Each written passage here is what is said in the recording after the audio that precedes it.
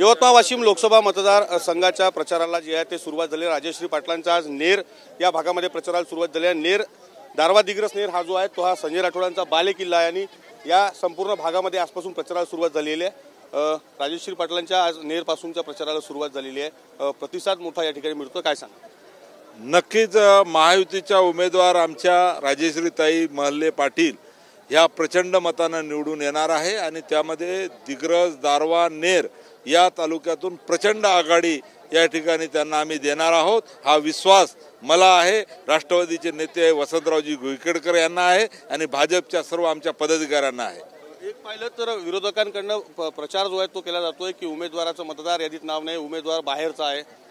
उमेदवार ह्या आमच्या मतदारसंघातल्या आहे, आमची मुलगी आहे, बहीण आहे आणि हे सर्व मतदारसंघातल्या लोकांना माहीत आहे।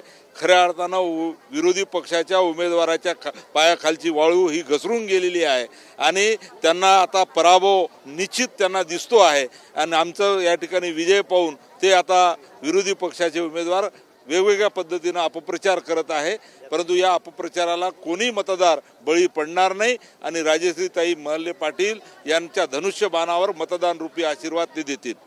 भावना गवळींच्या संदर्भात जर झालं तर विरोधकांकडून सहानुभूती जी आहे ती दाखवली। ताई काय सांगाल? आज प्रचार या ठिकाणी सुरू झालेला आहे, नेर तालुक्यातला प्रचार सुरू झालेला आहे आणि विरोधक प्रचार करतात की मतदार यादीत नाव नसलेला उमेदवार या ठिकाणी दिलेला आहे। माझ्या हजारो लाखो मतदार माहेरचे आहेत, माझ्या एका मताने काहीच फरक पडणार नाहीये। माझ्या एका मताची ताकद ही माझ्या हजारो लाखो मतदारांमध्ये आहे, त्याच्यामुळे 100% ते सगळे मतदार मिळणार। हा प्रचार जो आहे तो निवडणुकांमध्ये त्यांच्याकडे कुठलेच मुद्दे नाही, त्याच्यामुळे ज्या मुद्द्यांना काही अर्थ नाही असे मुद्दे त्यांनी उपस्थित केलेले आहेत।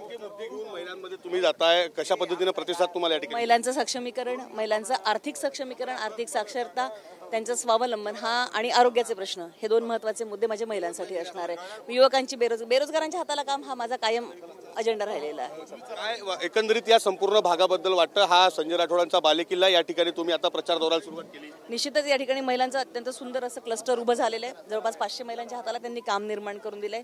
ही एकदम सकारात्मक बाब या ठिकाणी महिलांकडून बोलल्या गेलेली आहे, महिलांनी मला सांगितलं, त्याच्यामुळे महिलांच्या सक्षमीकरणासाठी एक चांगली सुरुवात या भागात झालेली आहे। थँक्यू। तर या होत्या उमेदवार राजश्री पाटील।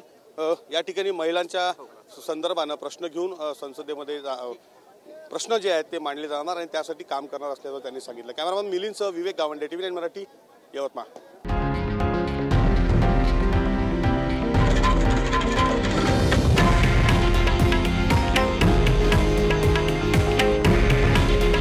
हे आहे देशातील नंबर 1 न्यूज नेटवर्क आणि आपण पाहत आहात TV9 मराठी।